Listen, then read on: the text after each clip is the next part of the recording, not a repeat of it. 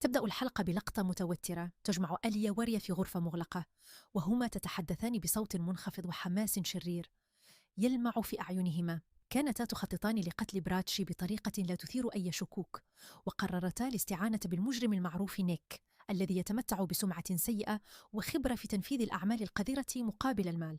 وصل نيك إلى المنزل بابتسامة ماكرة، فقد كان يعلم أنه سيحصل على مبلغ كبير مقابل هذه المهمة، مبلغ يكفي لتغيير حياته تماما. في هذه الأثناء، وبينما كانت بلافي تمر في الممر، لمحت نيك يتحدث مع ريا.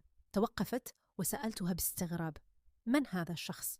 أجابت ريا بسرعة وببرود مصطنع: إنه خادم جديد أحضرته ليساعدنا في ترتيبات حفل البوجة. ابتسمت بالآفي وعبرت عن امتنانها لريا، قائلة إنها سعيدة بها لأنها دائما تفكر في مصلحة العائلة. ولم تعلم أن هذا الرجل ليس إلا قاتلا مأجورا شجاء لينهي حياة براتشي. دخل نيك المطبخ متظاهرا بأنه واحد من الخدم، يراقب المكان بعين خبير، لكن فجأة وقعت عيناه على مفاجأة غير متوقعة. حبيبته كانت هناك، تعمل كخادمة أيضا. اقترب منها هامسا: ماذا تفعلين هنا؟ ردت عليه بحدة: أنا أعمل هنا، وأنت؟ ابتسم ابتسامة جانبية وقال بصوت منخفض: لدي مهمة هنا، مهمة كبيرة ستغير حياتنا. لكنها وهي تعرف ماضيه الإجرامي حذرت: أتمنى ألا تكون جئت للسرقة مجددا. ضحك بخفة وأجاب: هذه المرة الأمر مختلف. أليا وريا أحضران بنفسيهما، وسأقتل براتش مقابل مبلغ ضخم، وبعدها لن أسمح لك بالعمل يوما واحدا، سنعيش حياة فاخرة معا. وفي تلك اللحظة دخلت براتشي المطبخ، فارتبك نيك فورا وأخبرها أنه لا يفعل شيئا، ثم غادر المكان بسرعة. وأثناء سيره لاحظ نيك قطعة أثرية ثمينة على الطاولة، فمد يده وسرقها بخفة. لكن الحظ لم يكن في صفه، إذ ظهرت شاهانة فجأة وسألته بصرامة: من أنت؟ بدأ الشك يتسلل إلى قلبها، إذ شعرت أن هذا الرجل ليس خادما عاديا. لكن نيك بأسلوبه المراوغ بدأ يغازلها ليشتت انتباهها. كانت ريا تراقب الموقف من بعيد، واشتعل الغضب في قلبها. اقتربت منهما فجأة وصاحت بوجه نيك قبل أن تصفعه صفعة قوية: هل جلبناك لتنفذ المهمة أم لتغازل الفتيات؟ شاهانة تعتبر، براتشي أختها، وإذا شكت بك ستكشف أمرنا فورا، كن حذرا. تجمع أفراد العائلة استعدادا لبدء مراسم الحفل، وكان الجميع سعيدا بالأجواء الاحتفالية. لكن في الزاوية المظلمة كانت أليا وريا تهمسان لنيك بالخطة الأخيرة.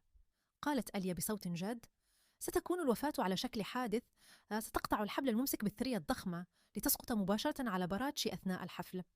ابتسم نيك ابتسامة باردة وأجاب: بالنسبة لي المهم هو المال، سأفعل أي شيء.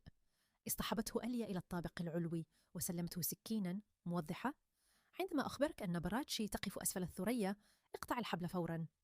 بدأ الكاهن بإقامة الطقوس، وجلست براتشي بجانب زوجها رامبير، بينما حاولت ريا الجلوس إلى جانبه، لكنها قوبلت برفض صارم من براتشي، مؤكدة أنها زوجته.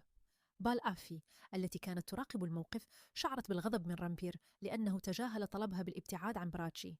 أما ريا فقد كانت تغلي من الداخل وتهمس في نفسها: اليوم ستموتين يا براتشي، وسيبقى رامبير لوحدي. الجدة باركت لبراتشي ورامبير، متمنية لهما حياة سعيدة. لكن بالآفي فاجأت الجميع بقولها الجارح: بركتي هي أن تبتعدي عن ابني وعن عائلتنا. كلماتها أثارت غضب الجدة وفكرم الذي وبخها أمام الجميع. غادرت بلافي المكان غاضبة. في الطابق العلوي كان نيك يراقب بعناية، وعندما تلقى إشارة من أليا بدأ بقطع الحبل. كانت براتشي تقف أسفل الثريا تدعو للعائلة وهي لا تعلم أن الموت يقترب منها. قطع نيك الحبل وبدأت الثريا العملاقة بالسقوط. صرخة ذعر دوت في القاعة، لكن في اللحظة الأخيرة اندفع رامبير نحو براتشي ودفعها بعيدا لينقذها من موت المحقق. ريا وآليا تجمدتا في مكانهما من شدة الغضب بعدما فشلت خطتهما، بينما حاول نيك الهرب. لكن شاهانة لمحته وأخبرت رامبير بأنه هو من قطع الحبل. طارده رامبير عبر أرجاء المنزل إلى أن أصيب نيك في قدمه وسقط عاجزا عن الهرب. اتصل نيك بآليا وهو يلهث محذرا: تعالي حالا وإلا سأكشف كل شيء للجميع. وبينما كان رامبير يقترب منه لاحظ آثار الدم التي قادته إلى سيارة، وحين فتح الباب اندفعت آليا بسيارتها وخطفت نيك في آخر لحظة قبل أن يمسك به رامبير. وتنتهي الحلقة على ملامح الغضب والخيبة تكسو وجوه الجميع، بينما تلوح في الأفق خطة أكثر خطورة قادمة